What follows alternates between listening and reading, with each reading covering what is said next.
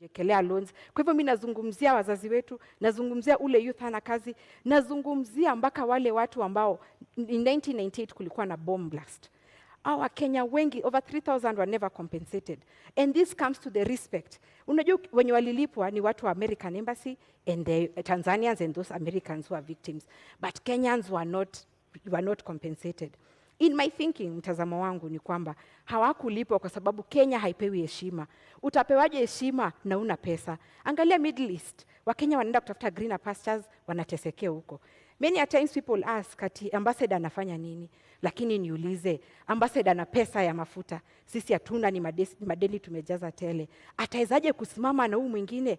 So our idea na Kenya kinanisukuma ni kwamba tunataka Kenya ipewe heshima, and we want when we talk, venye mzungu alisema put your money where your mouth is, tuweze kuongea juu tuko na nguvu. Madam Justina, 1 minute.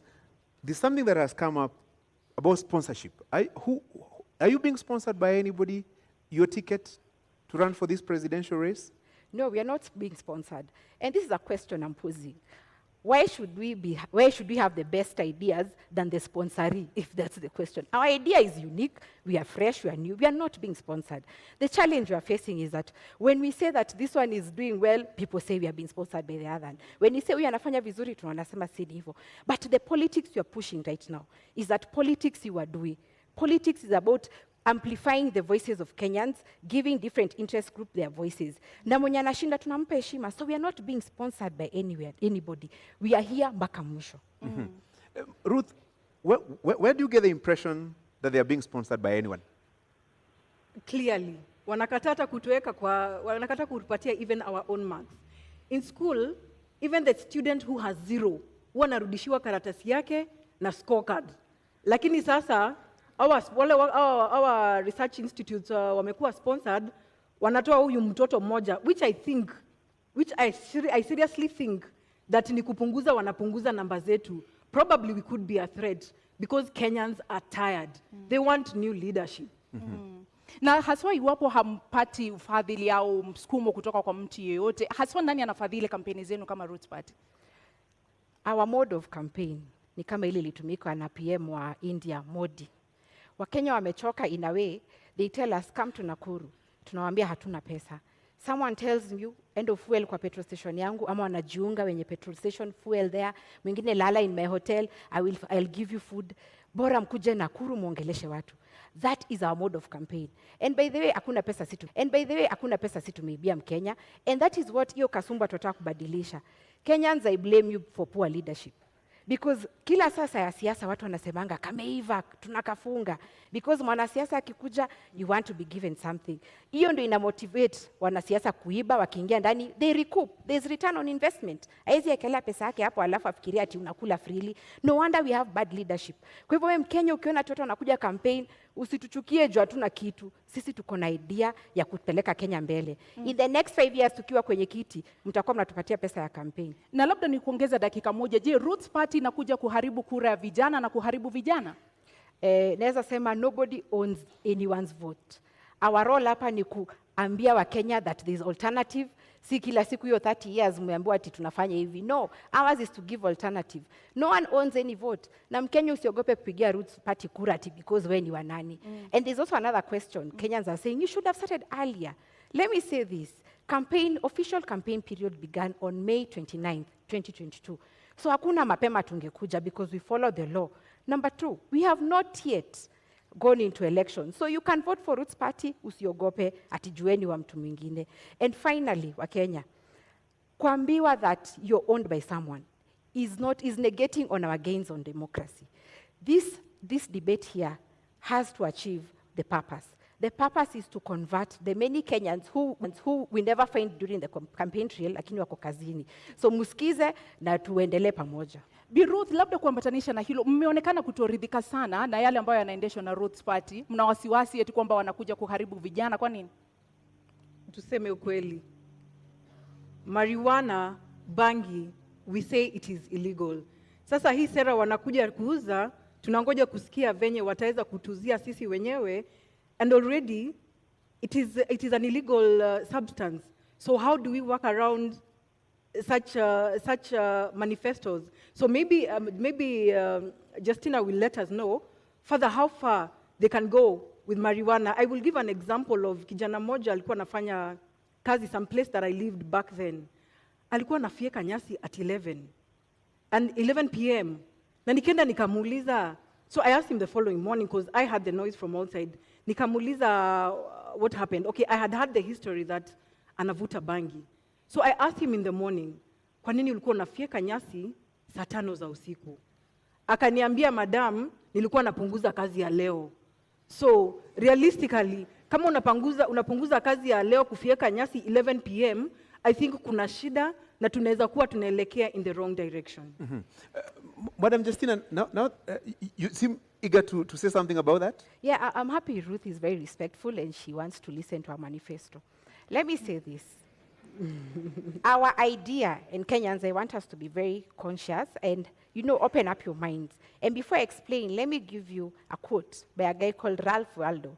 He said, in every generation, there are map makers who see opportunities, seize the opportunity, and open man's vision to the future.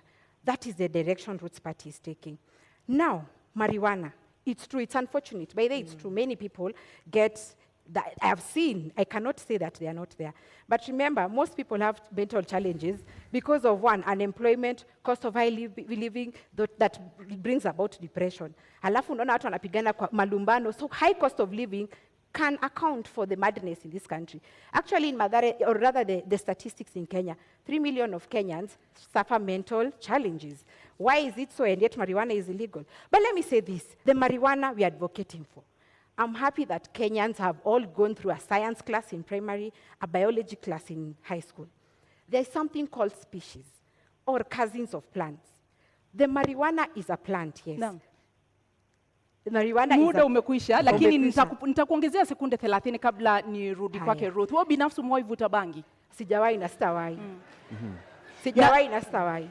Hujawahi na hautawahi. Ningependa Zubeida usikize hapa. Kidogo niulize swali kisha utanijibu na nitakupa dakika 2 kuweza kueleza. Hujawahi kuvuta bangi na hautawahi kuvuta bangi. Ile tutavuta ni ya ku purify. Na mbona mruhusu vijana na mbona mhubiri kitu ambacho wewe binafsi haukiamini? Mbona uhubiri mvinyo ilhali wewe unakunywa maji? Haya, tulia Zubeida usikie mambo. Now, Kenyans, like I said, you are here to open up your vision to the future. There are 2 species of marijuana, or they are cousins, let me say that. Cousin moja anaitwa THC, which has the psychoactive ingredient. That is the cannabis sativa that you hear all the time, imeshikwa na watu wa DCI. But sisi focus yetu ni CBD, or cannabis. That one gives you industrial hemp. So when you go hata venye professor anasema itapandwa kwa expressway, and you pick a leaf and chew, it's only going to give a detox, let me tell you. And saiji watu wako na simu zao. Can you Google hemp seed sales in Kenya? Those products are in sale because zinakwambia zinakupatia immunity, zinakupatia omega 3. Unaona, it boosts your immunity. Those products are on sale and they do not have the psychoactive ingredient yenye inafanya watu wana lose focus. That is the bangi you're advocating for. And industrial hemp is used in 9 sectors, namely textile, construction, magari, makeup. Unaona hii makeup tumejipaka. The options, food and beverage, the options are many. So we are not here. And let me tell you Kenyans, consumption ama kuvuta ni kitu kidogo sana. Ruth, unamwamini? Simwamini.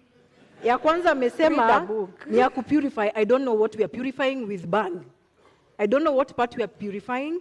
Kwa hivyo ningetaka aweze kutuelezea kama ni damu tunaosha, kwa sababu kama ina purify na ni dawa, si tuapishwe 10th alafu 11th hospitali zifungwe kwa sababu ni dawa. Let us hear, how does it purify? I would wish to know. Nimjibu Ruth, purifying si ati detox, kuna difference. Nimesema purify si detox. Kwa hivyo una need dawa ndio. And most medicine is made out of marijuana. Those medicine for epilepsy, cerebral palsy, pains, easy pains, watu wanakuanga chronic pains. So medicine inatengenezwa from marijuana. So already you're consuming. But nimesema purification process. Purification process, angalia, purification process ni, we have a challenge in this country. Mainly corruption. 2 billion is lost every day. We were told that. But corruption stems from what? Scarcity mentality. There are no other options in this country to make money. So everyone wants to go into politics where the salaries are lucrative. So your scarcity mentality, unaingia, you amass for yourself. So we are going to be purifying the scarcity mentality and the bad impact of corruption, colonialism, tribalism. Hizo vitu ni spiritual, and we are going to purify them. Ndio ziishe kwa hii nchi. Ndio tukianza kazi, ile siku tutaapishwa, Kenya ikuwe safi, clean slate. So we are not smoking ati kufurahisha Wakenya. Justina, umesema how you don't take the substance. Na umesema that means we are all consumers of bang through medicinal, Medicine, yes. the medicinal part of it. So that means then why are we having it in our constitution? So what is the reason why we have not legalized it from the beginning? Ilipatiwa gazettement in 2001. The economic challenge at that time, we had a government, a new election was coming up in 2002. There was teacher strike, banker strikes, the economy was doing badly. So IMF told Kenya, come up with a law criminalizing marijuana. And you know IMF ni akina nani? China is there, France is there, UK is there, Canada is there, US is there, they have legalized. So for them waliona, our jinga Joanna do, let me use that word, we give them, we curtail their opportunities. Remember, we have arable land, plenty of land for this thing. So they curtailed our potential to invest in this so that they can give us loans on high interest. That was the idea. And when I say Kenya inastahili heshima, it's because we are disrespected juu hatuna pesa. So our idea, if they have legalized, yet they're the same ones who are coming here to tell us it's wrong, then I think we are still being colonized. Aki Justina, mi sija approve hiyo. I don't expect you to do manifesto kwa yako. sababu Jamaica would have been a first world country. They are doing so well in terms of their economy. Their GDP is Oh, great, more basi, than ours. imekaa sana, basi They are imekaa doing sana. well. They are doing well. Take a book. Madam Justina, in 2 minutes, Yes. marijuana is not just illegal in Kenya. It is also illegal in other countries. Yes. We've also seen situations in this country where certain people grow marijuana. Why have they not been rich if growing marijuana was such a lucrative business? When you look at our neighbors, let's talk about Africa. Malawi has legalized for medicinal and it's restricted. Uganda is doing it, but it's the Israeli government who have come in to help them. As it is with their loan, Uganda was about to go the Sri Lanka way. So Uganda went to Israel. Their land is rocky. So they came here and they were located in Uganda, 500,000 acres, in terms of a bilateral agreement, and they are reaping returns from that. So the other countries, they have done it. Why not us? Why not us? Why should we not do it? That is my question. And like I said, our role is to open the vision, Kenyan's vision, into the future. Marijuana is versatile. I said it is used in 9 sectors: food, beverage, medicine, construction, textile, makeup, easy fiber za gari. A headlight today, ukigongewa headlight yako, goes for 27,000 for those who own cars. But you know why? Because the demand is in Kenya, but the supply iko China. So of course the forces of demand are in place, na ndio maana inakuwa costly. And I'll say this, there is this governor of Minnesota, he was called Jesse Ventura. Jesse Ventura was in wrestling a while back. But why he was fighting for legalization of marijuana in Minnesota was because after 41 years of marriage, his wife suffered epilepsy. And he was pushing because when he took her to South Carolina, she got well. So the idea is do not control the supply, control the demand by making sure it's going into the 9 sectors that you have said and for export. That is our idea. Madam Ruth, I can see disbelief all over your face. I still do not agree to all this theory. Na ndiposa naambia wa Kenya, kateni simu, agano iko side. This is not practical. The law tells us clearly that it is illegal to have bang.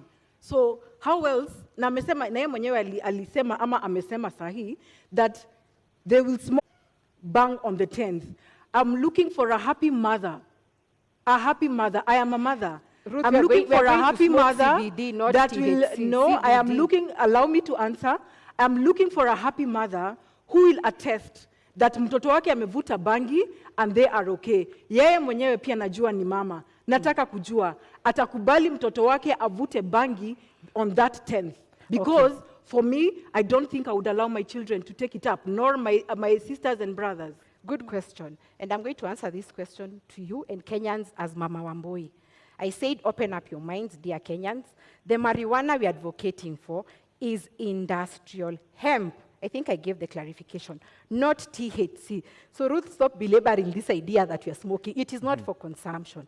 And is it smoking? It is for purification. You can even put it in those things, you nachoma mahali, inatoa scent. So it's not smoking, it's purification. There's a difference. Aki And it's Wakenya, true, buying and for it's true. scent. It's true, Ruth. Okay. Mothers are suffering. Let me say this. I don't want to come off like I don't relate. I have seen mothers are suffering. And that is why Ruth's party has said, anyone who attempts to grow cannabis sativa, we are growing CBD or cannabis. We already have regulations in place. Number one, we license all farmers. Number two, we'll introduce agricultural officers to go around this country looking at those farmers and what they're doing. And there's a distinction. Even you, Kenyan, you can report someone growing sativa. Why? The leaves of industrial hemp are very large, but the leaves of sativa are very small. So the agricultural officers will control licensing. So I think we're already controlling this measure. Let me give you 1 more minute to explain this.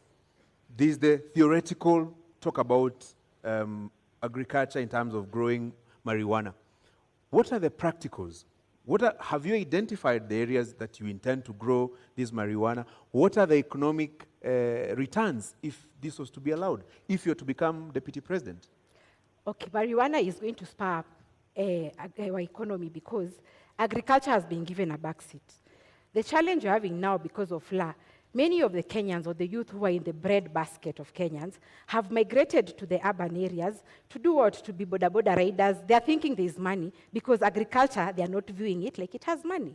So these are the returns. Look at China, for example. In 2021, they made 1.2 billion USD out of 169,000 acres. That is China. Now look at our case. And by the way, land in Kenya, when you look at the NLC report, Kenya is close to 144 million in acres. 80% they say is dry and arid. 20% is what we are using. So when you bring marijuana will be like crop cover to stimulate our soil so that it can be able to produce other things. So we are focusing on the arid area, the 80% of it. 20% of it is where Kenyans are crowded. So we'll open up space so that we use all the other land that we have.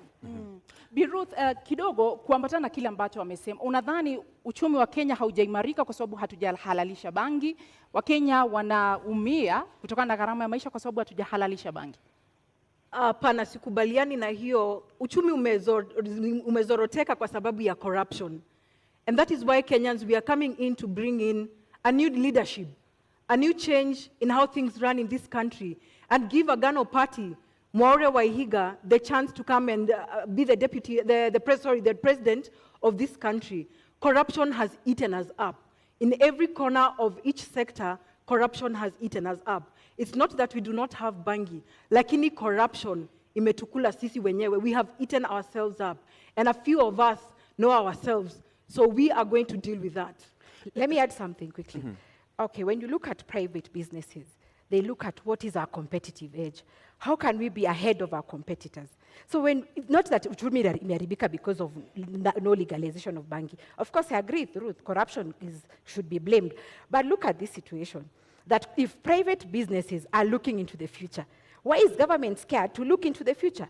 And the future is legalization of industrial hemp or marijuana. So our idea as Ruth's party is to run a profitable government, devoid from increasing taxes from Kenyans, from getting further debt, but we are going to look for our own money.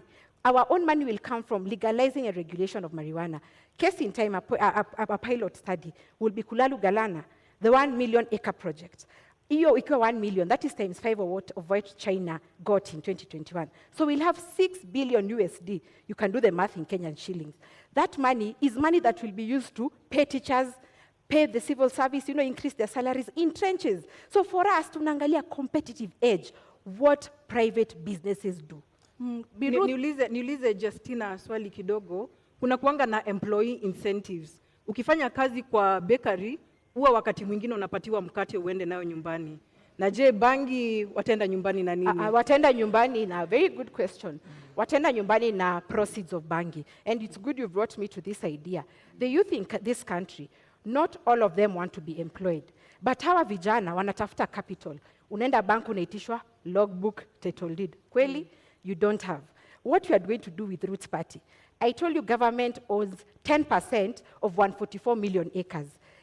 In every county, government land will give 200,000 acres to a youth. We'll have a thing like the Yali project, which we are calling Roots Entrepreneurship Initiative. Tunafanya competition, tunachukua 50,000 youth. Kwa hiyo mradi ya 200,000 acres. Na ujue bangi grows in 4 months. So akishauza hiyo bangi yake, hiyo proceeds, 2.8 million according to hesabu za China, youth atakuwa na capital, seed capital ama capital to boost their business. So you won't take home bangi, Ruth. You'll take home capital for investment. But ni illegal, lakini bado watu wanavuta. I don't know how we will deal with those incentives. So those are the challenges in this country. In fact, we should ask the ones who are in government now, why is it illegal and Kenyans are smoking?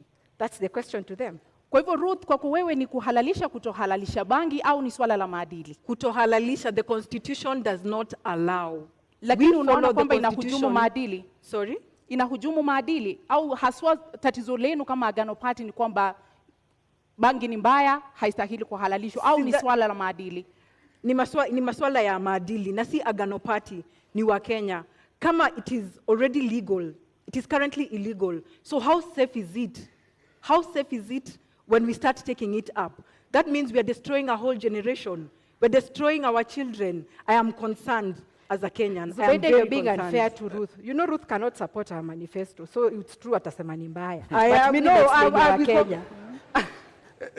Let me give you some 60 more seconds, Ruth. Yes. Is it a question of faith and values that drives your opposition to the Roots Party's manifesto and proposal to engage in marijuana farming? It is more values. It is more value and faith too, yes. It is more values and faith too. Because I'm trying to look at, right now, currently what is happening in Kenya right now. Nirudie statement. It is illegal. Lakini watoto wamejaa madhare. Wamama wanalia pale nje. So I'm wondering, how many are smiling? How many hii ni biashara, mtoto hafai kuvuta. Children are idle out there. Watajaribu kuvuta kidogo, and you know the consequence is going to be what we all know. Watoto tunapoteza ufahamu, tunapoteza future. I think I was clear on the control measures on this, Ruth.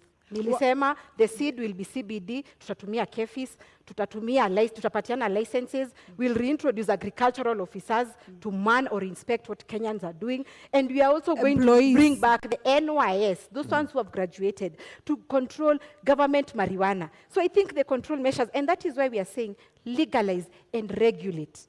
Unajua hata ile shamba iko thika pale mananasi iko na control measures, lakini bado watu wanaiba. Sasa it is our so Kenyans we need to change tabia zetu venye Ruth anasema. Yes, you take electrical fence, I don't know. I don't know. Very well. Let me move you now to a different aspect of this debate. Yes. In 2 minutes, Justina, you're not alone in this race to become the next deputy president. You also have Martha Karua, Rigathi Gachagua. What sets you apart from them? And are there issues that you agree with them and their manifestos, and those that you don't agree with? In 2 minutes.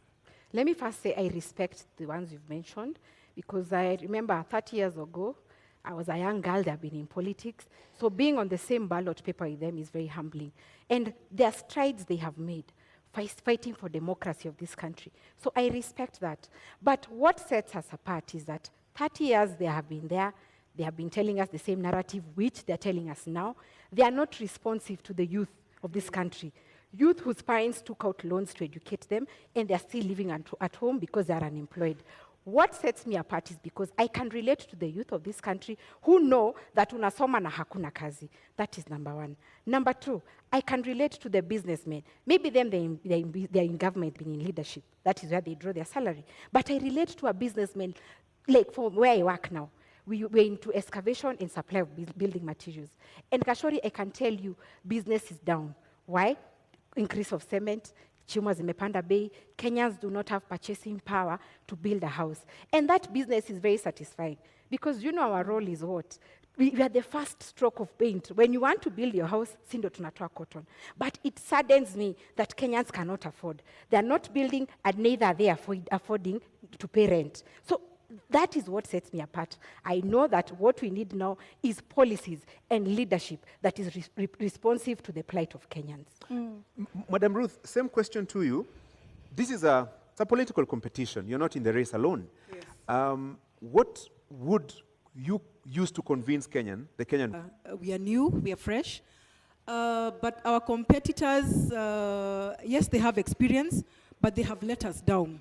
I have voted for the last 2 decades. I have chosen the same leaders, so I don't see what difference they are coming to bring in, because I feel like some of them are sanitizing the leaders who have been there. We want new blood, we want fresh blood, fresh ideas, so that we gear this country to a different direction. What is this new idea, fresh idea? What does it constitute? Corruption. Our big agenda is corruption. It has eaten us in big ways and in every way. So corruption is our bangi. So that is what we are after. Then the rest will be able to be balanced out. Justina, the same question. What about the larger coalition setup? You know, let's say the Azimio setup, the Kenya Kwanza setup. Do you see any challenge there that would inhibit you from becoming the next deputy president, for example? No, I'm not challenged in any way. Ashori, I told you that Ruth's party realizes it is wrong, it is very wrong that 5.5 million of Kenyans are unemployed. 1.2 million of Kenyans are below the poverty line of 220 shillings per day. So these people have been in government. I dare say that they are to blame for our current situation because they never looked into the future when they were there or the time they've been there. Maybe the future was telling them, legalize marijuana. It's going to set us apart in terms of competitive advantage. They didn't do it. So I'm not scared because every individual Kenyan, it doesn't matter what tribe you are, what creed or educational background, everyone is suffering. Let me tell you this. Ask a woman who has a salon or a man who has a kinyozi. Do you know boys are saying ati beard gun? It's not a maneno a beard gun. There is no money kukwenda kunyolewa. So Kenyans are lacking. Unaona pesa mkononi or the purchasing power iko chini. So I'm not scared because I'm amplifying the voices of Kenyans. Right. Bi Ruth, haswa kwa sababu umetaja maadili, umetaja ufisadi. Kwa kuwe unaelewa vipi sura ya 6 ya katiba? Maadili haswa kulingana nawe ni nini kwa dakika 2? Arudia swali. Maadili, integrity, kwa Yes. maoni yako ni nini haswa? Unaielewa vipi? Madili kwangu na kwa Agano Party is the intention to be transparent, is the intention to be trustworthy, an intention to be trustworthy to the Kenyans who have employed you. Kwa hivyo pale mimi naona the integrity has been compromised with the current and the past government and our competitors. Kwa hivyo tunaomba Wakenya waweze kutupatia nafasi. Kwa kuwa sisi ndio we are ready to be audited. We are clean. So why not give us the chance? We are not threatened by the other pair of competitors because they have been in it. Kenyans have seen. Kenyans know. This is nothing new to us. Ni kubadilisha tu tunahitaji kubadilisha. And Agano Party is coming in as the option ya kubadilisha. Na kwa nini mnaamini kama Agano Party kwamba Agano Party ndio inakuza maadili na sio Roots Party? Mbona mnaona wao ndio wanahujumu maadili? Madili hapo ni personal, if I got your question right. Integrity is very personal. For me and the fifth, Maure Wahiga, he's entitled to audit. I'm entitled to audit. Ndiposa tunaweza kusimama mbele ya Wakenya kuambia, they trust us with this job. We have nothing to hide. We have no worry on what we need to do. Pale corruption tumesema lazima tutamalizana nayo. Pesa ile iko nje. I believe this is the only party and the governance that is going to bring Kenya back its money. Ile pesa imefichwa pale nje. The development money that has been kept out, that is over 10 trillion. Inaweza lipa deni ya Wakenya in one single day. Zubeda, one single day. Justina, let me get your understanding of Chapter 6 of the Constitution on Leadership and Integrity. 12 years later, what do you think is the challenge in implementing Chapter 6 of the Constitution? Let me say this. I think the judiciary, and I'm sorry to say this, but they are used to impede the Chapter 6. For example, if I went to IBC and they said my degree is not right, I'll run to court, and then the court will say, fine, Can you clear Justina? And then there are other issues, there are other agencies. For example, maybe the university or the Commission of Higher University will say, no, it's out of our, out of our mandate, we can't handle Justina. So I feel that Kenyans have this attitude. When you do wrong, you run to court and your money will be used to sanitize you. And that is why as you're corrupt, if you're not doing the right thing, because integrity is focusing on your conscience. Do the right thing irrespective of circumstances. So even those in the judicial system who are rotten, they are going to be subjected to what Ruth's party is saying, hanging, because you're the ones who are impeding how Kenyans, the aspirations of Kenyans, when they're looking out for leaders who relate to their challenges. And not just leaders, but leaders who are within the Chapter 6 of the Constitution. So integrity is very key. And yeah, we are propelling it. Professor and I have not stolen any money. We've not been in government. We are genuine. And I always tell Kenyans, tupende bure, we don't have anything. Lakini, integrity is key. If we need to go ahead, we have to instill integrity. And let me give this quote because I have time. There is a quote that Mugabe says, how can you tell young people that education is the key, yet you have poor graduates and rich idiots? So the thing is, we have to make sure that the youth, the younger generation, I'm sure right now they're watching because their parents are watching, the younger generation needs to move away from this idea of deals. And our idea, Gashori, means that you shouldn't be my friend to benefit in government. You have your own marijuana. You don't need a deal. You don't need a tender from government because Justina is your friend. Wekele industrial hemp yako will pay you according to the market price. Ruth, you've been in this country in the last 12 years. Yes. And you Since understand. I was born. Yes, and you understand Chapter 6 of the Constitution. When you look at it, what do you think has been the major impediment in the implementation of the leadership and integrity chapter of the Constitution? That is lack of will. We have leaders that are not willing to change for this country. So just as much it's going to cost us, just as much I'd wish to tell Kenyans that without very big words, if we don't decide to change the leadership of this country, it will cost us another 5, 10 decades. So integrity is paramount to us as a Agano party. We are the clean. We are the only option for Kenyan citizens. Tafadhali mtupatie kura. Tutakuja kuleta mabadiliko. Give us practical examples of how you will deal with corruption and implementation of Chapter 6 of the Constitution, because there's the saying, Yes. and there's the doing. Agano Party has a covenant with Kenyans to abide to the constitutional law. And we say, if you do not follow the law will follow you. For us, nobody is above the law. If you have been in corruption, you will face the law. We are not hanging anybody. Na umenielekeza mahali ambapo nilitaka kuelekeza wewe binafsi. Unadhani tutaweza kukabili ufisadi kwa kuwanyonga wale ambao ni watuhumiwa wa ufisadi? Agano Party governance yetu si ya kunyonga, lakini tunaweza, we are able to deal with it in an amicable way following the law. I don't think even kunyonga is in the Constitution. So that means the one wana breach kuvuta bangi na the next wana breach kunyonga watu. Bi Justina, mmesema kwamba mtasitisha katiba mtakapoingia mamlakani. Hasa mtakuwa mkitumia vigezo gani kuhalalisha hukumu ya kuwanyonga wale watuhumiwa ufisadi, namna ambavyo unasema kwamba mtawanyonga? Na tujasema tutasitisha katiba as a whole. Tutasitisha parts. We will suspend parts of the Constitution that are not working. Chapter 6 is not working. Hiyo tutasitisha. Because we need to instill fear in public assets of the public. Let me tell you this. In China, if you're corrupt, you're shot. In UK, if you're corrupt, you're taken to court or you're jailed. In Japan, if you're corrupt, you're so scared, you commit suicide. So why is it that Kenyans are jittery about, we are crying every day, corruption accounts for this loss of money, but when it comes to executions, Kenyans are jittery. We are going to suspend Chapter 6. Go back to the Kenyans and tell them, what do you think about this hanging thing? And let me tell you, they are all very happy. They are saying that corruption is accounting to deaths. Look at the badly done roads like Ngong Road. Ngong Road is badly done, a local contractor, And we are assuming that the money was used as kickbacks and then they had to save some little money, so they didn't give qualities. So when that person dies or someone is in an accident and they die, it's not an issue. When medicine is stolen or medical money is stolen and people die because there is no medicine, it's not an issue. Let me tell you, Kenyans, it's about time we be stand on corruption.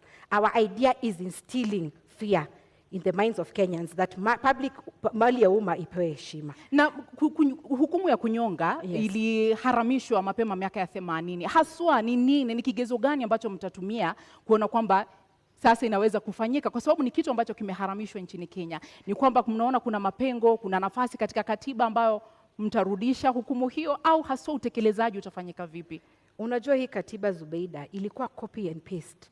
Watu walikimbia huko wanaona ati wazungu wanafanya aje. Nao wazungu ama wa China ndio wanakuanga na hizo UN conventions ati human rights issues. Kama kwao they are shooting, where are they curtailing us? And that is why I'm saying Kenya haipewi heshima. We need to be firm on this because sisi ndio tunajua shida zetu. Hakuna mtu wa UN ama nani who are feeling our pain. Sisi wenyewe ndio tunalala njaa, sisi wenyewe ndio tunateseka, hatuna kazi. So we are going to look at it as Kenyans. In fact, katiba kama ingekuwa inafanywa public participation, ingekuwa ingetranslatiwa in all tribes. Mtu asiseme ati because nani amesoma niko sawa. No. Ruth, the last time in this country somebody was hanged, a convict was hanged, was in July 1987. 35 years later, would you agree, would you support the hanging of convicts, and particularly those who have been found culpable of corruption? Francis, I'll go back to the law. We have a covenant with the Kenyans. We have a covenant with the law. The law clearly stipulates we are not allowed to hang. Business do we have hanging convicts? There is a law that enforces corruption, the people who have committed corruption. So for us, ni kumaanisha wakivuta bangi on the 10th, one, that is breach of law. Sijui kama hanging is part of it, because it is breach of law. They have broken the constitution. So I don't think I would agree that we need to suspend part of the law. We just need to probably sit with experts if we need to revise.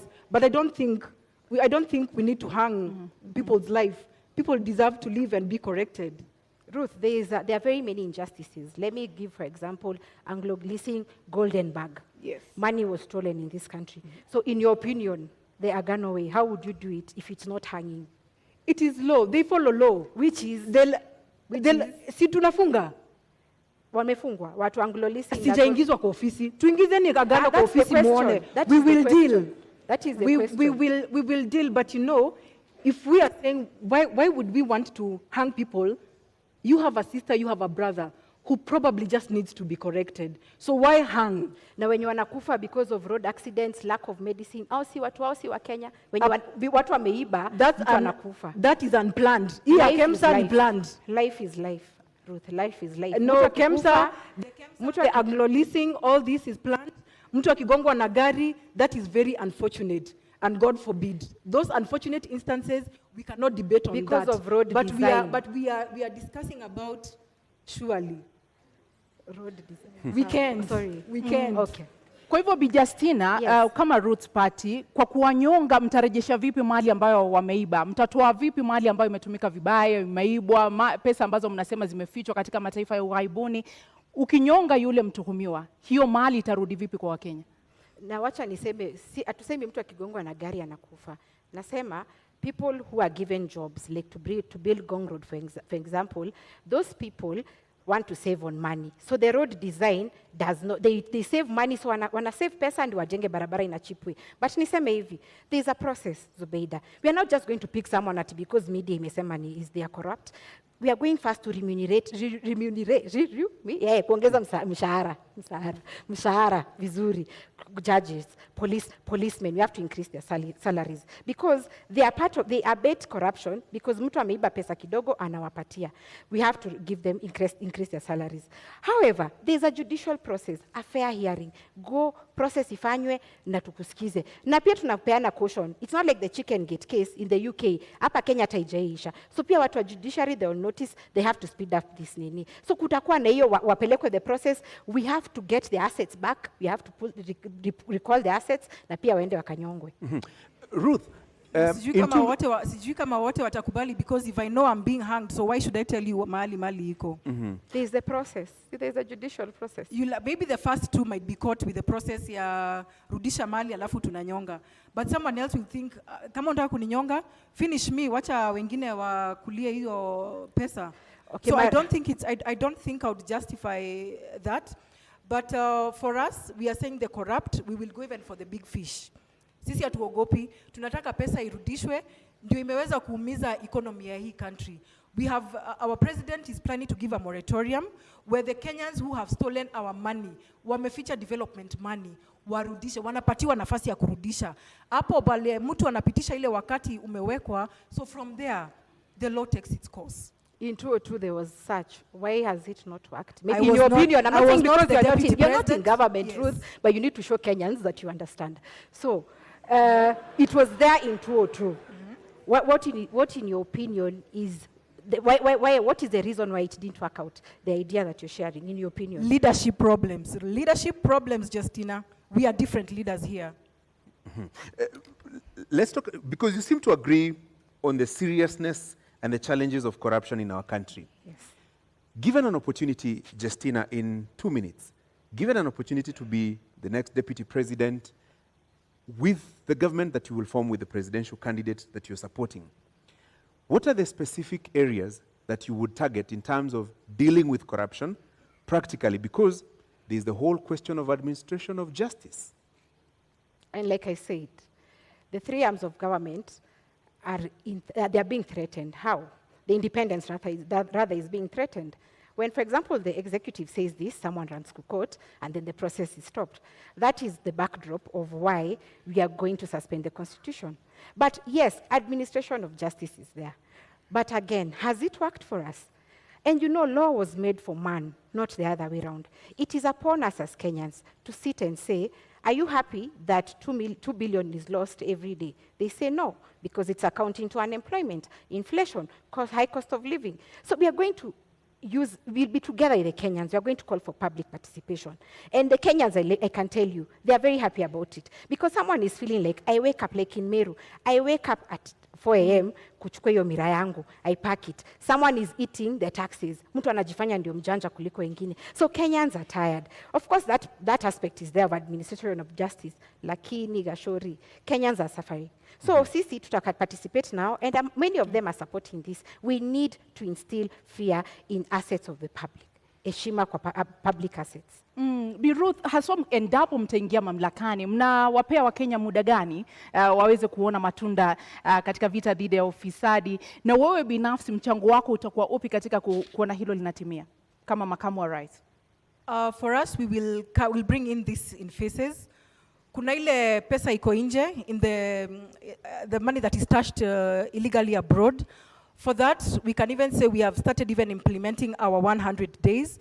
The fifth, Maure Waihiga already wrote a letter to the UN and 15 other countries to start processing our money back. That means tuna uhakika by the time we are getting in, kuna wezekano pesa iko imefika, and if not, tunataka kukata hii mfereji. The report that the incumbent president gave out, 2 billion. We actually think it probably could be 5 billion that we are losing a day, including today and until the 9th of August. So for us, tukiingia pale ndani, tunataka kukata hiyo mfereji ya corruption like instantly, so that we also have working capital to jumpstart the economy. Na umetaja pale shilingi bilioni 5. Haswa kwa sababu umerejelea mara kadhaa pesa ziko nje. Yes. Ni pesa ngapi ambazo mnazizungumzia sasa hivi na mtazirejesha vipi haswa? Mmeweza kupiga hesabu mkajua ni ngapi na ziko wapi? Ni zaidi ya trilioni 10. Na ndiposa nilisema pale awali, it is possible for us to clear our debt in a day. It is more than 10 trillion that is out there. This is development money. And that is why tumekasirika, tunataka kuleta hiyo pesa irudi Kenya. Tunaweza kosa kuleta na the first 100 days, lakini wa Kenya, we are committed to bring this money back. And in 2017-2018, budget ikisomwa, the Henry Rotich, he's on clip, he's on record, akisema there is money outside. Hiyo hatuna confirmation that pesa ilirudi. It has only been accumulating over a time. Na as By the time we were getting into this candidature, it was over 10 trillion that is outside there. Bi Ruth, unaona kwamba mikakati ambao wako nayo kama Agano Party kweli itasaidia katika kurudisha hizo pesa, na unaamini kwamba ni trilioni 10 ambazo ziko nje? Okay, one thing I'm happy about sababu Ruth and I agree that corruption ina affect wa Kenya sana. Lakini mikakati zao are not practical. They lack the how question. How are you going to do it? Utanishurutishaje pesa yangu iko huko Swiss account to return it? How are you going to force me? Kwa hivyo the idea is good, but it's just an idea. It lacks practicality. Moratorium. Tumesema tunapatiana moratorium. You know you have money outside there. We give you time to repent. Sisi Agano tunapatiana time to repent. You won't Waweze force kurudisha pesa. And remember, we have external and internal. We have external and internal. Kwa hivyo pia hapa ndani, that's what I'm trying to say. We have already commenced the process ya kurudisha ile pesa iko nje. Hapa ndani, the local individuals, we will give them the chance to return. So that if they don't do that, sasa the law takes its course. Hapo, in another 30 seconds, Ruth, when you say pesa ziko nje, give us specifics. Let me give you a minute actually. When you say pesa ziko huko nje, do you have the specifics? This amount of money is in this country, this amount of money is in another country, and is taken there by so and so. Do you have the specifics? I may not be having the specifics, but we know the big fish that is having money out there. So, yes. Justina, pesa ziko huko nje? Do you believe kuna pesa huko nje? Okay, I believe juu tumeambua Pandora box kwa media, but sisi tunasema yaliyopita si ndwele. Kama mtu tushajua huyo mtu tutampeleka through the judicial process, we are going to recover their assets. Kwa hivyo pesa ziko huko nje, after the judicial process tutarecover. But mimi niseme hivi, there are so many injustices in this country. Anglo leasing, hizo zote, you know, post-election violence zote zimefanyika. Do we hold on to the fact that we shall never forgive, we want to punish people? I think we should take the direction of Rwanda. After everything that happened in the genocide, tukae hivi tuseme wenye wamehangiwa na we have recovered assets, ni sawa. Mwenye amekata ahame Kenya because hatutaishi na yeye. But the fact remains, let us adapt a forgiving nature, put in firm policies on how to deal with this, and finally, give the opportunity. I said people are corrupt because of a mentality called scarcity mentality. Why are they corrupt? Because in government, unasikia MP is earning 1 million. Huku nje, there is nothing that you can be able to get in that value. So tukipeana opportunity of legalizing bangi, Kenyans will have money. Maybe niongezee ni kusema, we are not saying we will not forgive anyone. Ukisema utarudisha pesa yetu, we have no reason, we do not have any reason ya kukupeleka ahead na kukuingiza ndani. We just want Kenyans to bring back development money. Sijui venye wao wata jumpstart economy, but that is a long-term strategy for us. Pesa irudishwe ndani. Tunapokata mfereji na inapoteza pesa 2 to almost 5 billion a day. Tutapata nafasi ya kuweza kutengeneza our economy without having unnecessarily borrow more money out there. Kwa sababu nikisikia venye anasema, then that means wataongeza loan ile tuko nayo sahi. Ruth's party is fighting to pay off the loan. The loan as it is 9 trillion Kenya shillings or 70 USD. 70 billion USD. Our idea is this, Ruth. Marijuana or industrial hemp takes 4 months to grow. And I gave an example that Kenya government owns around 14 million acres. Tufanye pilot test ya Kulalu Galana. In 4 months, tumekelea industrial hemp. In 4 months, we are going to be able to recoup 6 billion USD. So we are in the process of paying. Hata tukisema Kulalu Galana ndio tunalipa nayo. In 3 years, 6 months, tutakuwa tumelipa deni. Hiyo 9 trillion. Lakini, tuko na shamba, we have times 14, 14 million. So we are going to know how we are going to appropriate this land. But niseme hivi, our idea, and I tell Kenyans, I'm here to tell you the truth, the economy is messed up. You need an honest leader who tells you it's not going to be easy. But our idea is that don't even question us at the first 100 days. That one will be lying to you, atutafanya. But in 1 year, ask me, as Justina, did you achieve to get the 50,000 times 2 youth who got 2.8 million each? Because I said marijuana takes 4 to 6 months to grow. Right. So in 1 year, tutaweza kufanya hivyo. Ruth, let me now introduce a discussion on the cost of living. Yes. And I want to give you 2 minutes to tell us, in your understanding, what is the driver of this rising cost of living? And if elected president, let's say in the first 100 days, what would be the Agano proposals to reduce the cost of living? I agree to what you're saying, and I think the 100 days for us, we will repeat that our agenda is corruption. Cost of living has been affected by corruption widely. And if we deal with corruption, I think Kenyans will smile back at us. And the first 100 days, one that was implemented yesterday, na ninajua unga haijateremka, 2 weeks ago, on our manifesto, we launched that. We will introduce the subsidy of maize. It was introduced yesterday. Now, Wakenya wameambiwa to wait for 2, 3 to 4 weeks for it to be felt. Jana nimepitia kwa supermarket, bado unga ni 230. So for us, we still have to bring the subsidy for Kenyans to be able to eat, because a hungry nation is an angry nation. For us, we're also planning to implement the pay cutoff of 50%. I know you'll want to ask where the deficit is going to come in. Our repayment period for the loan is 1.3 trillion. And the financial year, the last financial year, KRA reported that the payment that was done through the payee was 461 billion. So if we cut off the payee by 50%, that is 230 billion deficit. If we come and cap the repayment period, the repayment of the 1.3 trillion, kumbuka tutakuwa na ile extra 300, ile tutakuja kusongesha pale kwa payee, so that we are able to run our activities as usual and even have a small surplus of 7 billion to run with. That being amongst them. Do you agree with her and the proposals to reduce the cost of living? Okay, first, I can't agree with her, definitely, but cost of living is occasioned by inflation, number one. Too few goods, but there's too much money in circulation. Number two, taxes. When manufacturers have the tax burden, they push it to the consumer, and the consumer is not having any salary increase. So that is the reason we're having this. So let me say this. We are not going to do the 100 days, that's a lie. But you ask us after 1 year when you get into office. That one, we are going to widen the tax base.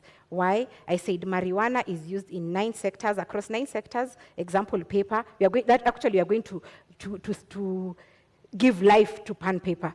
Pan paper had been given life, but again, the logging law came in, so they don't have raw materials. We'll have marijuana that will be used for that. So our idea is to drive local economies whereby a Kenyan, instead of importing something from China, like the people of Nyamakema, their stuff was burnt for lack of quality, let them organize themselves, have local industries. If it's textile, plastic, paper, printing paper by the way is very expensive. So when we have local economies, we are going to widen the tax base so that a corporate tax shouldn't be 30%. We can lower it because we have more in the tax net.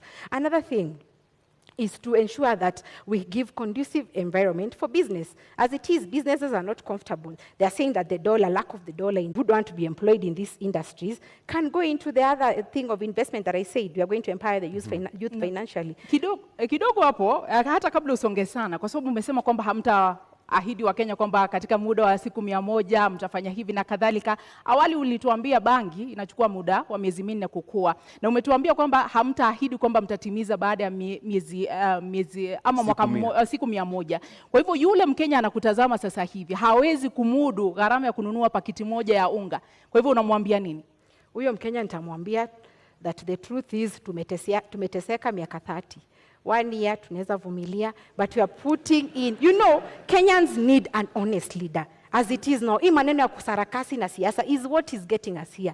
We are being honest. We are saying, of course, they have put in the unga imeshukishwa bei. But sisi tukiangalia the truth, marijuana also gives flour. We can look at alternatives to the challenges. If maize flour is costly, then marijuana flour can cook ugali, can cook chapati.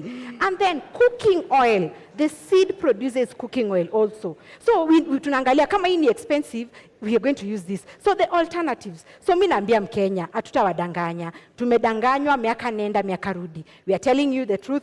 Question us after 1 year. Ruth, unaona Wakenya wavumilie, watumie unga ya marijuana? Watalala njaa 365 days from the 9th. But they know the truth. But they will die. No, let's be frank. there's, of course, we do not need a list of 10 items. I would almost agree, but we do not need a list of 10 items kufurahisha wa Kenya that we can accomplish all this in 100 days. Tuweke vitu realistic, Mkenya aweza kupata chakula, yule mama anaangalia watoto peke yake aweze kupata pesa ya kulipa rent, kulipa school fees, but telling Kenyans to wait for 1 year, I think it's a long time. The truth is, it's such a long leadership, time. Ruth, and you know someone who's been in government, I know they're laughing at us, but the truth is, government policy is about trade-off. What is working for our country? What is working for our people? So if we come here and say, tutaangusha bei ya mahindi, farmers walitoka Ushago, they came to Nairobi. There is rural to urban migration, they are border riders, because farming doesn't have money. It is about us giving the conducive environment for agriculture to thrive. Watu warudi Ushago, they meant doing things. We won't lie to you, and that is why leaders or politicians lie to us. It's about telling Kenyans the truth. Here is a trade-off between a very bad situation and a worse situation. I think I think agriculture has money. Sijui kama hapo tutakubaliana, lakini farmers agriculture has money. I will give an example. My grandmother amekuwa ametegemea majani chai. They have brought up she brought up 8 children.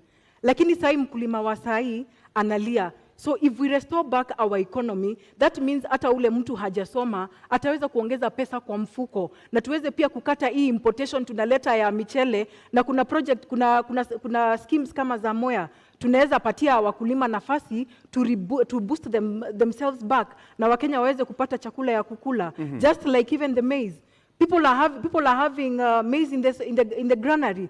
Kwa nini tunaleta mahindi kutoka nje? Tupatie nafasi wa Kenya wajijenge. I believe farming has money. Yes. Pia ule akona ng'ombe ananunuliwa maziwa 30 shillings lakini inauzwa 60. Half a liter. Wacha tujaribu kubalance out. Sikusema agriculture doesn't have money. You said but it. Wait, as it is, the global prices, declining global prices. Sai watu wa Kisii wanasema 1 kg of coffee or tea wananunuliwa 30 shillings farm gate prices. Sugar cane inatoka 4,112 per ton. Say mahindi 3,000. Na say ekelea fertilizer. So the input cost of agriculture as it is so costly that you as a farmer, you're not getting money. Na niongea about maziwa, ata dairy farmer. By the way, hemp produces animal feed.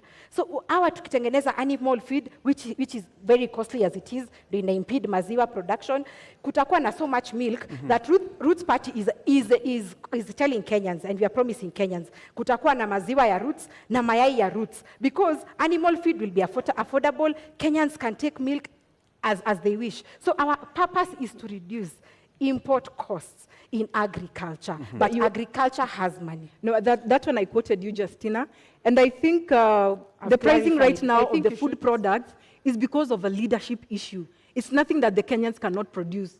Tuko na mchanga, tuko na maadili. We only need to give Kenyans ile nafasi waweze kulisha Wakenya wenzao. Just that. Let's stop saying ati mahindi it's intoxins, whereas the strategy is kuleta mahindi binafsi, unaleta hapa kwa nchi, unajitengeneza wewe mwenyewe, lakini unafinya yule mkulima ako pale Murang'a, ako pale Kisumu, hawezi pata return on investment. Kwa hivyo let us try to promote what we have locally, because this is a blessed nation.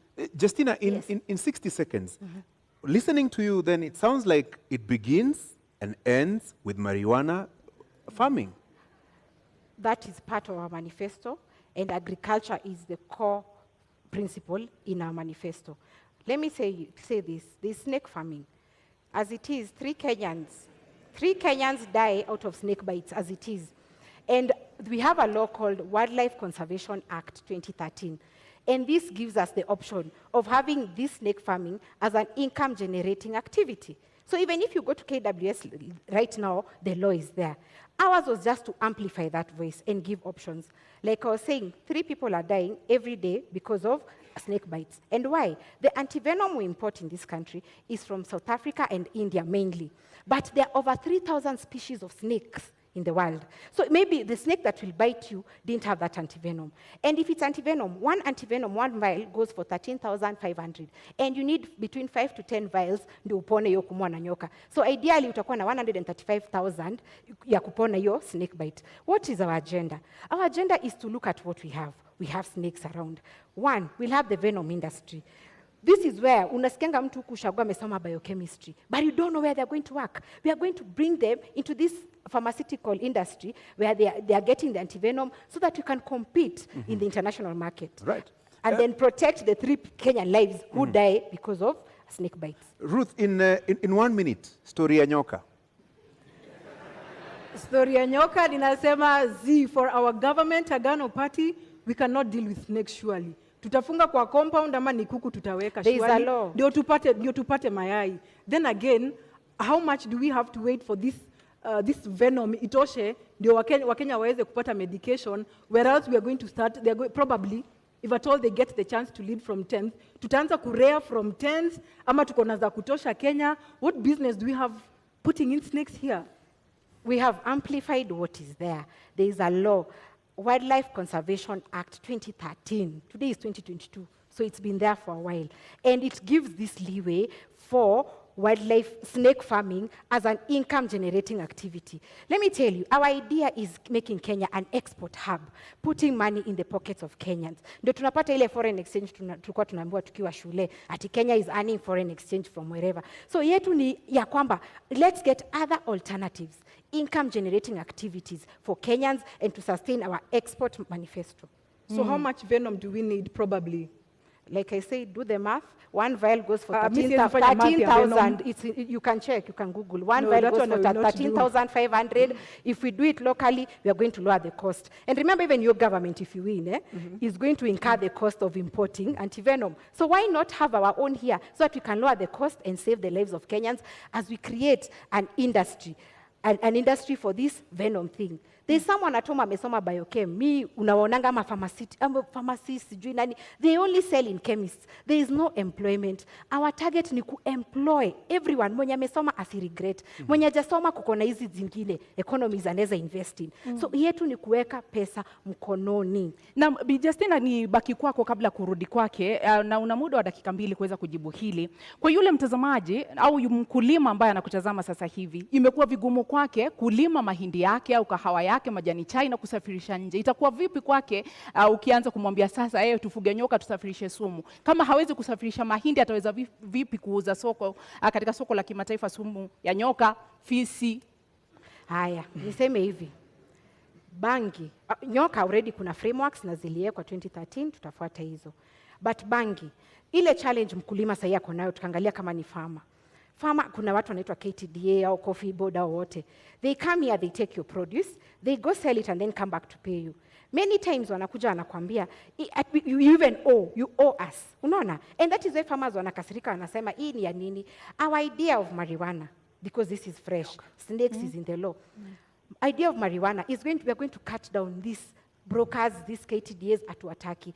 Hii tunasema buyer representative anakuja kwa gate yako. If you sold 50 kgs, we are going to ensure ananunua according to the price, market price. You're given your money cash as opposed to venye KTDA inapatianga farmers annually. This farmer needs to educate their children, anataka kusustain maisha yake. That is why farming is no longer lucrative. So we are going to cut off the brokers au watu wote wako katikati na buyer representative. Kama ananunua, anakuja kwa farm gate, anachukua produce, anapatia cash, unajipanga na pesa yako. Na hao nyoka wataiko wapi? Ni kwamba mtajenga vibanda. Unajua sasa hivi ukienda kule mashambani, kila mtu ana mahali ambapo anaweka kondoo, ng'ombe. Kwa hivyo sasa utajenga pia panyoka, fisi na vitu vingine. Na hii agenda yetu inaleta msisimuko. But I'm happy because Kenyans are opening up their mindset. Maneno ya nyoka. There is the Wildlife Conservation Act 2013 that stipulates the process and the procedures and the systems.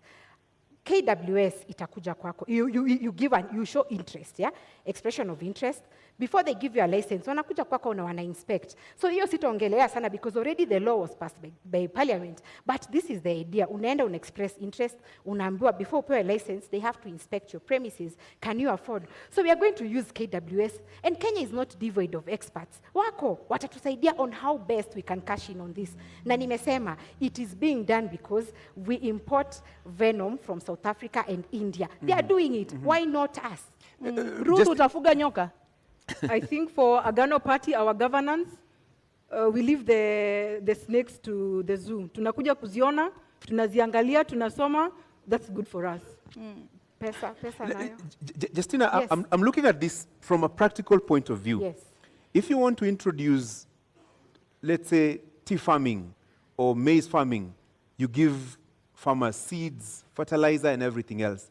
So what will you give to somebody who wants to engage in snake rearing? What will we give? Yeah. Like I said, Gashori, the law was passed in 2013. KWS, we are not doing it at Justina or Professor Wajakoya. No, there are regulations in place.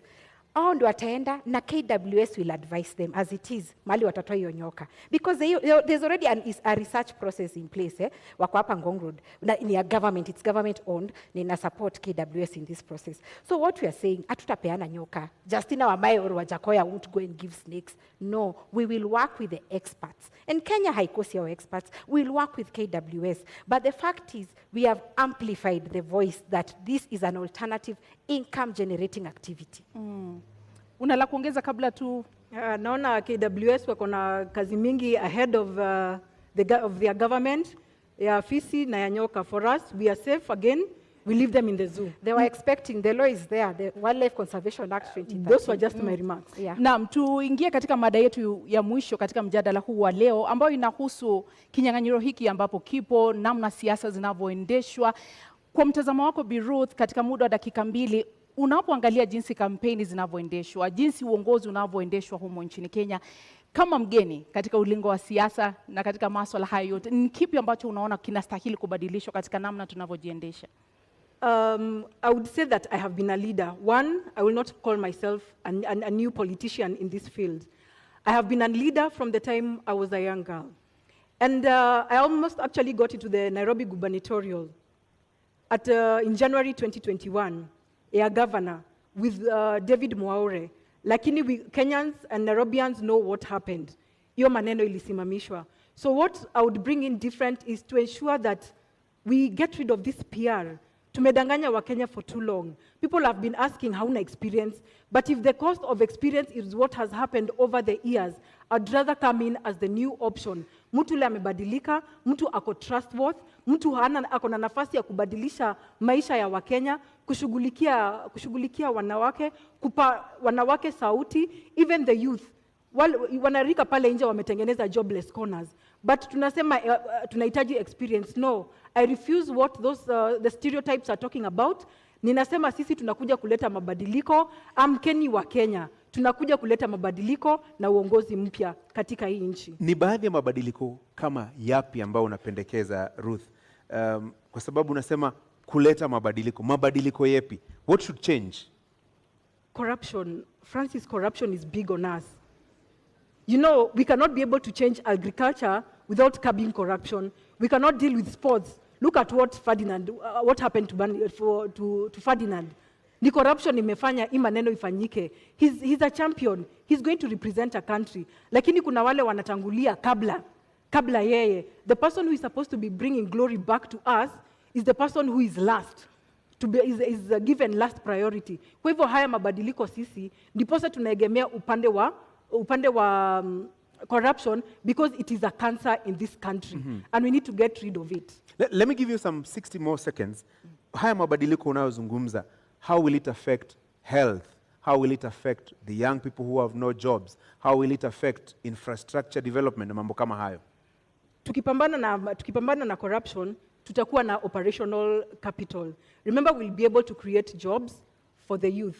Kuna wale wamefanya degree, 2,000 of them probably after every year wana graduate. Hawana makazi. Wakienda kutafuta kazi, they're being asked for 3 years experience. It is not bought over a shelf.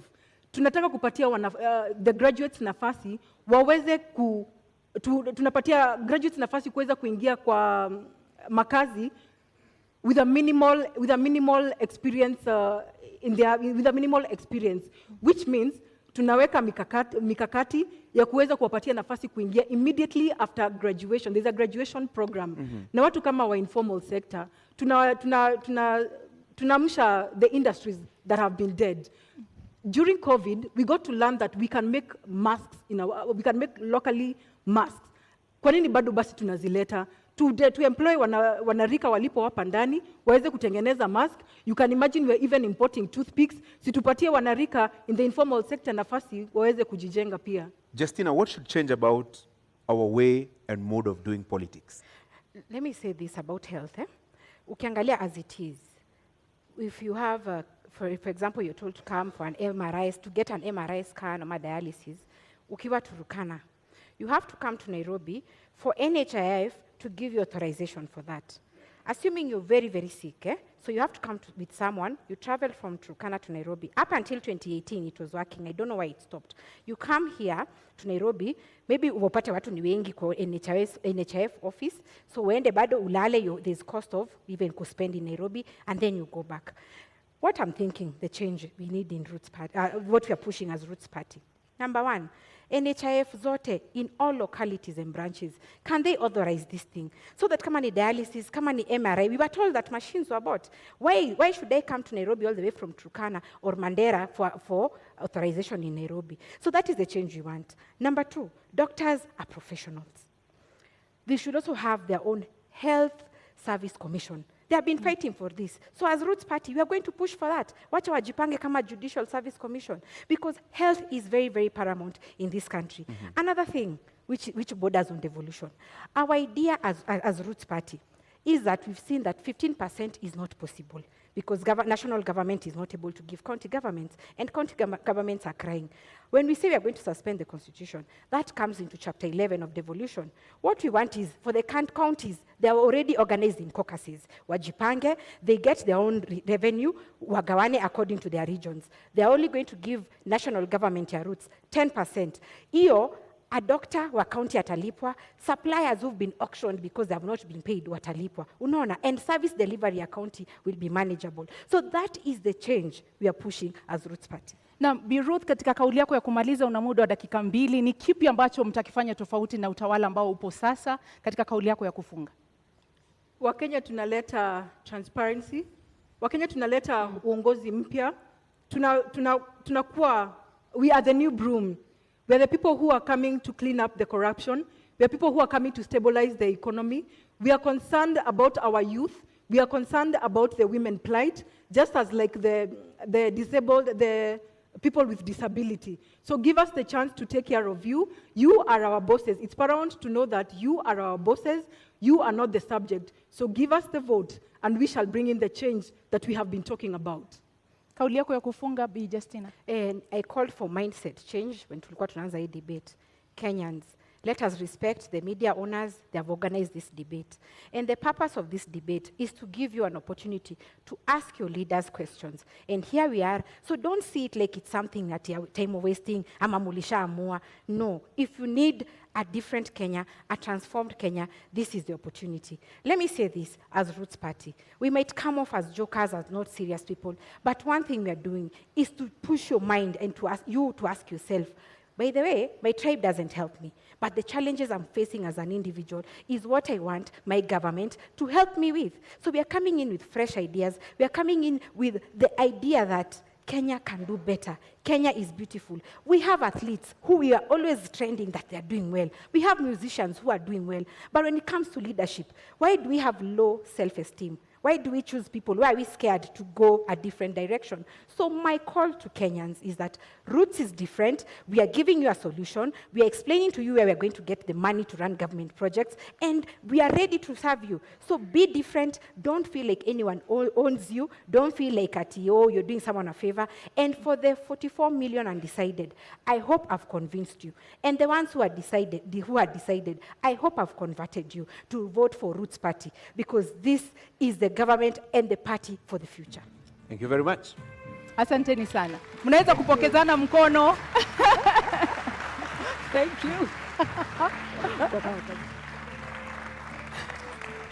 Na wanaposema wahenga, kilicho na mwanzo lazima kiwe na mwisho. Hii sasa ndiyo tamati ya mjadala wetu kati ya wagombea wenza wa kiti cha urais. Indeed, our appreciation to candidates Justina, Wamae, and Ruth Musheru, and to you, the audience here and out there watching on television here in Kenya and around the world. Thank you all.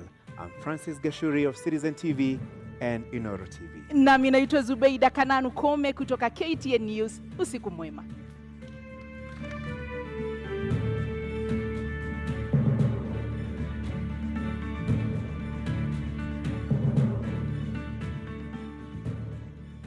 Thank you for staying with the deputy presidential debate. Debate 1 has just ended just moments after Justina Wamae of the Roots Party and Ruth Mutua of the Agano Party faced off there in debate 1. Debate 2 is kicking off in just a bit, but my panelists are still here with me. In fact, some of the leaders are already here, within the vicinity. We're waiting for Martha Karua, Azimio la Umoja, One Kenya Alliance, and Rigathi Gachagua, who is from Kenya Kwanza, who's just arriving for the debate 2, which will kick off in the next 1 hour. And I'll be crossing over to Ken Mijungu in just a bit, and Michelle Ngele was standing by for that conversation shortly. And my panelists are still with me. Professor Alfred Omenya, urban planning expert, is changing places with Professor Gituro. Nerima Wako, executive director, Siasa Place, is still here. Dr. Nancy Baraza, former deputy chief justice, is still with us here. Saskala Barakwe, public policy expert, is also with us. And Wanjiru Gikonyo, executive director, TISA, which is the Institute of Social Accountability. Just moments before this debate kicks in, the second debate, Wanjiru, who impressed you in the first debate and why? Well, I have to give my kudos to Justina. First of all, I think both were impressive, and it's a landmark that we have two women being able to hold this debate. Yeah. So that means out of all the candidates, we've got a total of 3 women as deputy. That is the trend we need when we are talking about gender inclusion. In terms of the debate, I'd have to give it to Justina. Yeah. I felt she argued her points very convincingly. I think she gave a lot of good background information. I've learned a lot. Yeah. But they both did well. Both did well. Asaska, who impressed you? To be honest with you, I give it to the Roots Party for making cannabis a national conversation in this debate this evening. Kudos. And I also picked up that she covered their manifesto very well, cutting across all the 10 points. And the other thing I noted is that the Roots Party manifesto is an outward-looking manifesto. Yeah. Because you'll find that she really focused on exporting hyena pads and dog and snake meat and anti-venom and all this. And they're looking at China particularly. That I find it quite interesting because China is one of the highest consumers of these exports. And because of this, she's really hammered it down on legalization of marijuana. Yeah. And she made it clear to Kenyans that, hey, we're not just going to work in an empty space, We'll have laws and regulations guiding the farming of marijuana. Yeah. So I found it very interesting and captivating. Dr. Baraza, were your expectations met? Are you convinced now? You're waiting to be convinced whether this is an alternative option. I think before I answer that, Trevor, I want to commend the two candidates. Yeah. I think, as Wanjiru has said, I think our democracy has grown.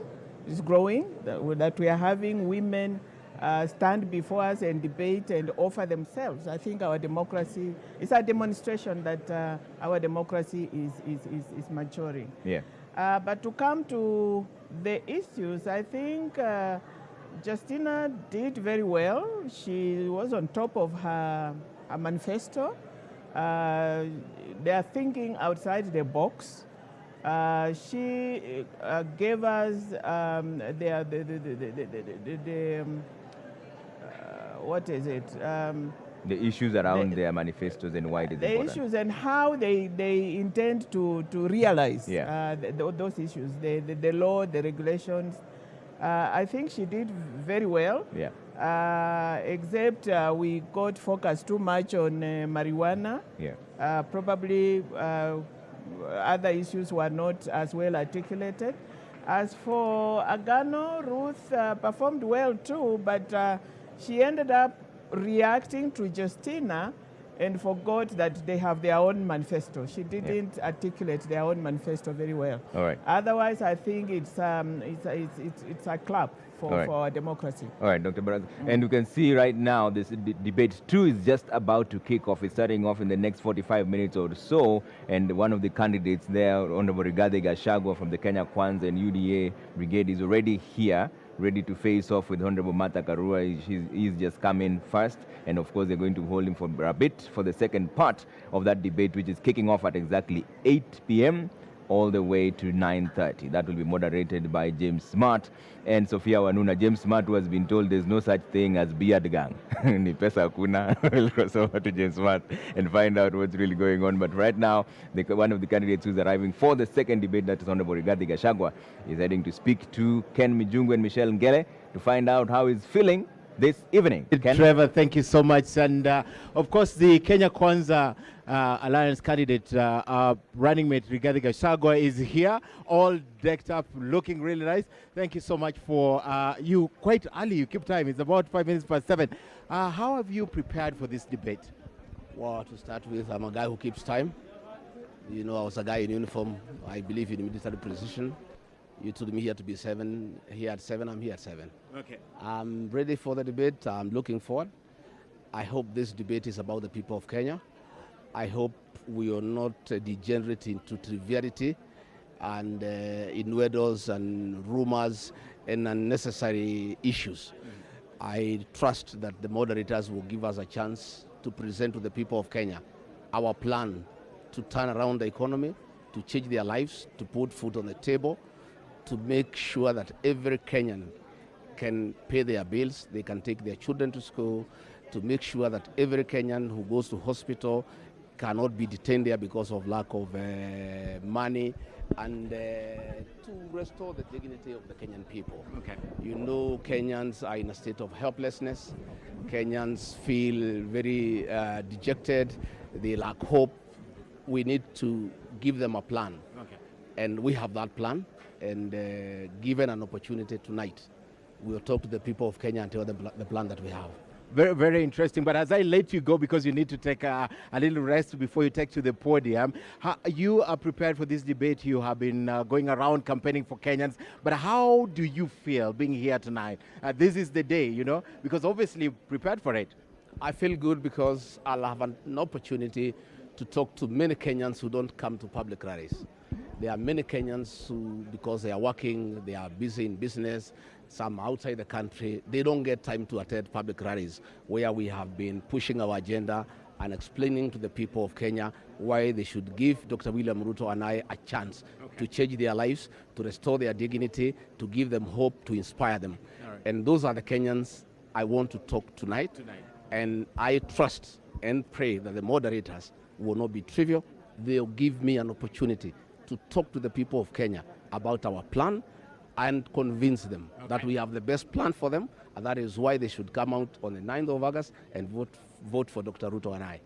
All right, Rigathi Gachagua, running mate for the Kenya Kwanza, all the best as he walks in to now take his position. And Trevor, very interesting. He's a man who keeps time, and he says he's ready for the debate, and I know we are also ready. Over to you, Trevor. Thanks, Ken.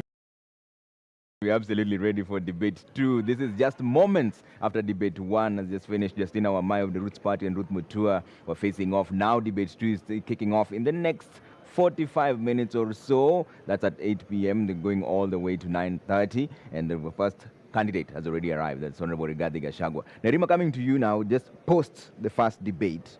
Who impressed you and why?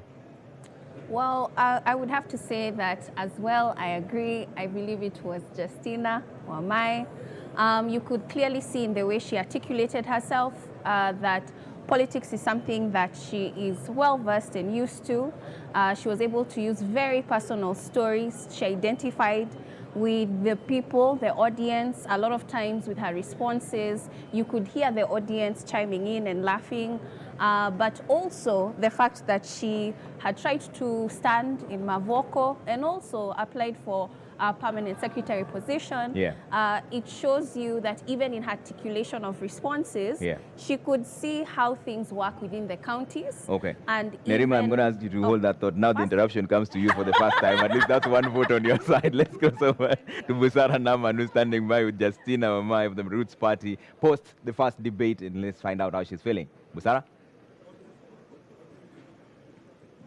Naam, mtazamaji, bila shaka duru ya kwanza ama awamu ya kwanza mdahalo imetamatika na tayari tunajitayarisha kwa awamu ya pili. Lakini kabla hatujajitosa katika awamu ya pili, ni lazima tuweze kujua jinsi mambo yalivyokwenda katika awamu ya kwanza. Na hapa nipo na mgombea mwenza ambaye ni Justina Wamae, na pengine tu ningependa utueleze, je, unahisi vipi baada huo mdahalo? Na je, unahisi kwamba umeweza kuwashawishi wa Kenya? Asante sana Busara kwa hilo swali. Nikiingia hapa nilisema kazi yangu itakuwa kudestigmatize Roots Party Manifesto na believe nimefanya hivyo. But wacha niseme hivi, Kenya imebadilika, Wakenya wanataka leaders who understand them. Na ndio maana ilibidi nifanye a lot of research na ni present well ndio Wakenya watuelewe. Another thing, Mkenya wa leo si ule wa kitambo. Nilipokuwa mdogo nilikuwa naona wanasema women in politics are not married. So the men in this country wako progressive, watasupport ideas, hata women empowerment ideas, and I need to thank personally my husband, my spouse, Bwana Alex.